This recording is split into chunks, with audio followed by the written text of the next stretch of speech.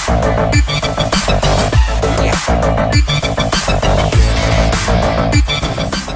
Dear student, कैसे आप सब लोग। मैं हूं DRX देवेशपाल और आज की क्लास में आपका बहुत बहुत स्वागत है। हम जो चैप्टर पढ़ रहे हैं उसका नाम है कोशिका जीवन की इकाई और जो टॉपिक पढ़ना है वो आपके सामने है, वो है सीलिया व फ्लैजिला यानी कि पक्षमाभ व कशाभिका। तो चलिए देखते हैं क्या है। तो पक्षमाभिकाएं एक वचन में जिसको पक्षमाभ कहा जाता है, वह कशाभिकाएं एक वचन में इसको कशाभिका कहा जाता है। रोम सदृश्य कोशिका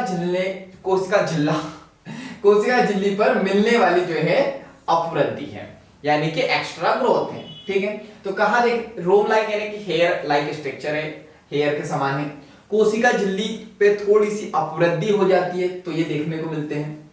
पक्षमाभ एक छोटी संरचना चप्पू की तरह कार्य करती है जो कोशिका झिल्ली को या उसके चारों तरफ मिलने वाले द्रव्य की गति में सहायता करते हैं। ठीक है, तो देख लेते हैं। देखो बैक्टीरिया में मैंने बताया था, क्या बोला गया है, पक्षमाभ एक छोटी संरचना है चप्पू की तरह कार्य करती है जो कोशिका को या उसके चारों तरफ मिलने वाले द्रव्य, मान लो ये चारों तरफ यहाँ पे ये द्रव्य है। ठीक है, तो यहां पे ये क्या कहूंगा, चप्पू की तरह, तो ये जो है इस टाइप से पाया जाता है।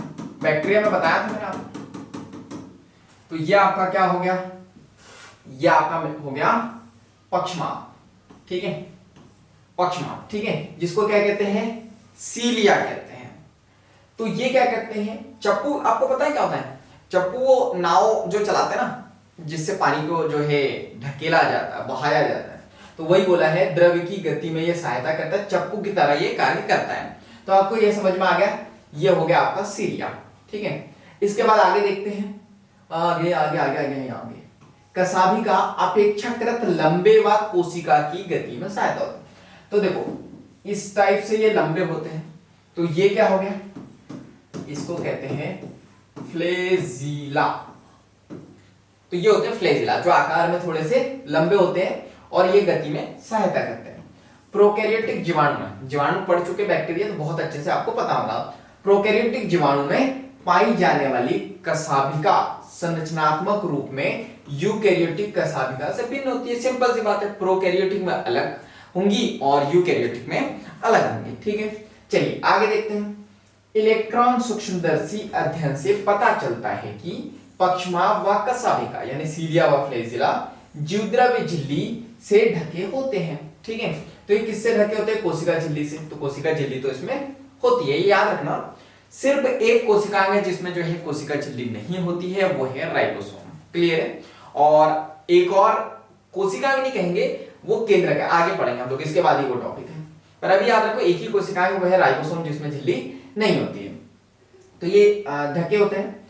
इनके कोर को, यानी जो इनका कोर है, सेंटर वाला पार्ट है, उसको कहते हैं अक्षसूत्र। वेरी इंपॉर्टेंट, अक्षसूत्र कहते हैं, जो कई सूक्ष्म नलिकाओं की का, ये मेल फीमेल समझो आप, जो कई सूक्ष्म नलिकाओं का बना होता है, जो लंबे अक्ष के समांतर स्थित होते हैं। समांतर का मतलब एक के बाद एक। ठीक है, तो ये याद रखना, बहुत सारी सूक्ष्म नलिकाएं माइक्रोट्यूब्यूल से मिलकर बना होगा और समांतर भी ये होंगे।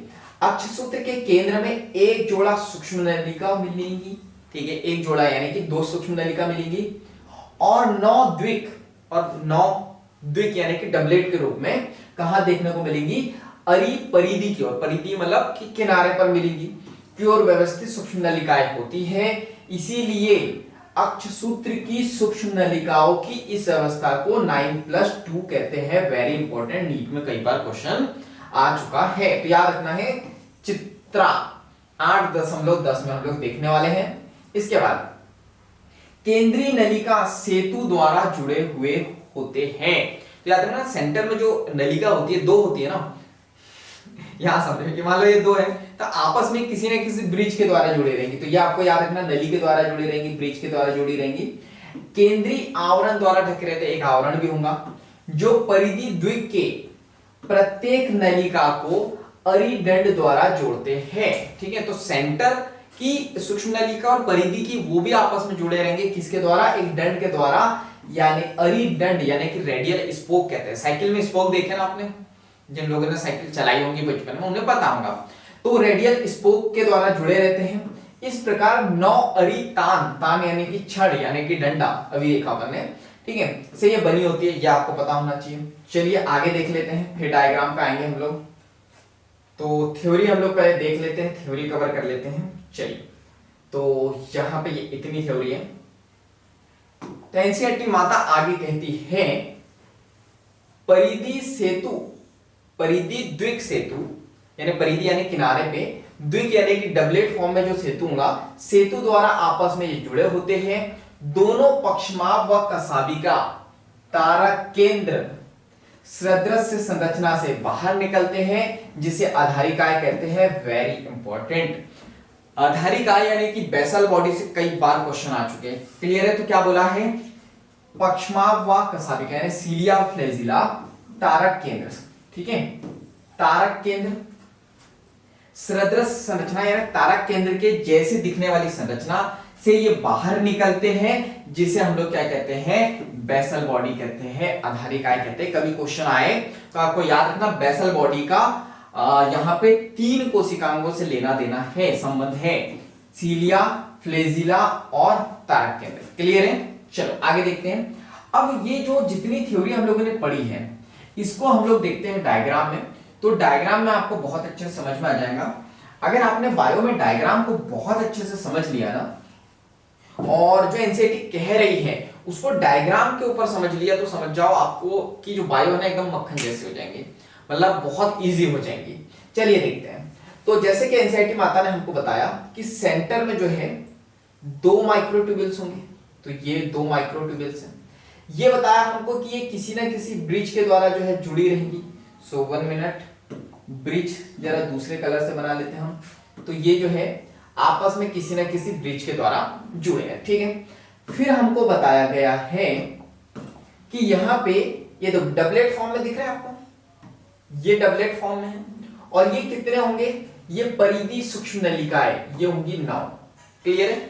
9 होंगी, 1 2 3 4 8 10 नाप लो आप, ठीक है। और एक और बात बताइए कि यहाँ पे ये ब्रिज के द्वारा तो जुड़े रहेंगे, सेतु के द्वारा, लेकिन यहाँ पे जो है ना आवरण भी होगा। तो ये सेंट्रल माइक्रोट्यूब्यूल्स जो है, केंद्रीय सूक्ष्म नलिका, ये आवरण के द्वारा भी घिरे होते हैं, ठीक है। फिर हमको एक और बात बताई कि ये जो इसका सेंटर वाला पार्ट है ना, ये वाला, इसको क्या कहते हैं? इसको कहते हैं अक्ष सूत्र। क्या कहते हैं? अक्ष सूत्र कहते हैं। तो ये आपको याद रखना है, ठीक है। इसके बाद याद रखना, ये देखो, ये जो आवरण है इसको क्या कहा? केंद्रीय अक्षत, ठीक है। अक्षत का मतलब होता है आवरण। इतनी बात हो गई।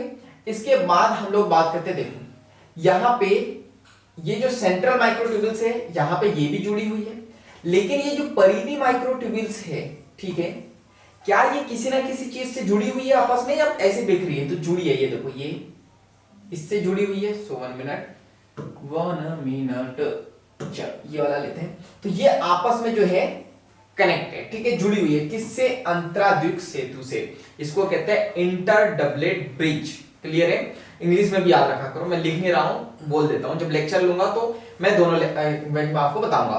तो इसको कहते हैं इंटर डबलेट ब्रिज, यानी कि अंतराद्विक सेतु कहते हैं। तो याद रखना, इससे कनेक्ट है। इसके बाद एक और चीज याद रखनी है कि ये सेंटर में है, ये पेरिफेरल में है। तो क्या ये आपस में कनेक्ट है? जी बिल्कुल है। ये देखो, ये यहां तक के दिया है, लेकिन ये यहां तक के है। क्लियर है? तो ये कनेक्ट है किसके द्वारा? अरिडंडे के द्वारा। इसको कहते हैं रेडियल स्पोक। साइकिल अगर आपने चलाई होंगी, पेन दूसरा ले लेता हूं मैं, आपको नहीं दिख रहा होगा, तो ये जो है रेडियल स्पोक के द्वारा जो है कनेक्ट रहते हैं। आपने साइकिल चलाई होंगी तो आपको स्पोक के बारे में पता होगा। क्लियर है? तो जल्दी से क्या करना है, चलो ये देख लेते हैं क्या लिखा है एनसीईआरटी माता ने। पक्षमाप कसाबिका का अनुभागी विभिन्न भागों, इलेक्ट्रॉन सूक्ष्मलेखी व आंतरिक संरचना का चित्रात्मक प्रदर्शन हम लोगों ने भी बता दिया आपको। तो जल्दी से आप स्क्रीनशॉट ले लो। सो 1 मिनट मैं और पीछे हो जाता हूं। स्क्रीनशॉट ले लिया आपने। स्क्रीनशॉट लेने के बाद में अभी तक के आपने चैनल को सब्सक्राइब नहीं किया तो जल्दी से सब्सक्राइब कर दो, बेल आइकन को दबा दो, ताकि ऐसी वैल्यूएबल क्लास की नोटिफिकेशन सबसे पहले आपको मिलते रहे। और इस क्लास को, इस वीडियो को और भी लोगों तक के शेयर करने की जवाबदारी आपकी है, पढ़ाने की जवाबदारी जिम्मेदारी मेरी है, शेयर करने की जिम्मेदारी आपकी है। क्योंकि जब हम दूसरों की हेल्प करते हैं तो ये नेचर हमारी हेल्प करता है। बाकी हम लोग मिलेंगे नेक्स्ट वीडियो में इस तरह हंसते हुए, मुस्कुराते हुए, लाइफ में आगे बढ़ते हुए, कुछ नया नया सीखते हुए। जब तक के लिए thank you so much, bye bye and go for success.